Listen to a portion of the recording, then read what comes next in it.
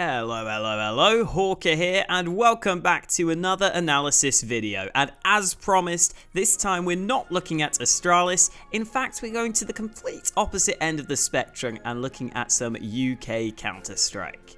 Now, before you click off the video as soon as you hear UK Counter-Strike, sometimes we can do some good things, so make sure to keep an open mind and let's jump into it. So this round comes from the recent UK Premiership finals that I was actually casting at, and Endpoint were coming into this tournament as somewhat of a mixed team, so they decided to keep things simple, and I think that means you guys at home can really learn from this. MightyMax decides to buy a nade and 2 flashes while his teammate Russ picks up the kit for the team, and you can already see that he's got some plans for this utility as he's lining up this flashbang for B apartments in case there's any early B aggression. This flash is fairly commonly used at the pro level and is really good for countering rushes, so that's a good start to the round, but then I think it's when their opponents don't rush B that this round really comes into its own. So if we now switch over to Russ's POV, we can see that he's been playing it very safe on the A site this entire time. Endpoint decided to stack 3B in this round, and they're clearly playing A Retake, but I think oftentimes teams don't really have a proper plan in place for when they're playing Retake on this A site, and that can cost them. So I like in this round that Endpoint clearly have a plan as Russ decides to fall back.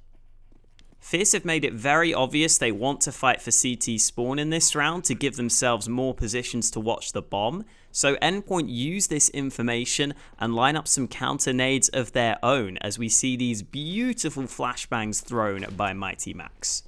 After these fights go down, Endpoint come away with a 2-for-1 trade in their favour, with MightyMax getting flash assists on both the kills. But let's take a look from the T's perspective to see if there was any way for them to avoid these flashbangs.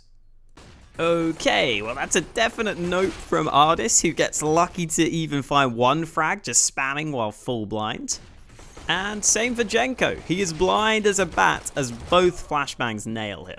And then the cherry on top of a very well-earned cake for Max in this round is that this nade lands perfectly in A ramp to get himself a kill of his own, which he definitely deserves after setting up his teammates so well. So I think the main takeaways I want you to get from this video are firstly that it's very important to be adaptable with your utility. MightyMax has got the flashbang lined up for B apartments in case there's an early B rush, and then he's also got the protocol in place that if they lose the A site, he has these flashes ready for CT to help them retake.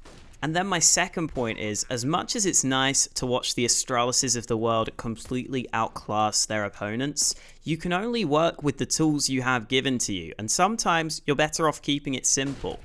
This is a tournament that Endpoint did little preparation with as this 5-man lineup, so they decide to use their strength in numbers. They even rotate a player from jungle, who could have given them a different angle on the retake, back to CT, just to make sure they can overrun these opponents who have pushed in CT spawn and get a great advantage for the retake. Anyway, that's going to be me done for the day. Thank you guys for watching. I hope I proved to you that UKCS isn't complete garbage, and I will see you next time.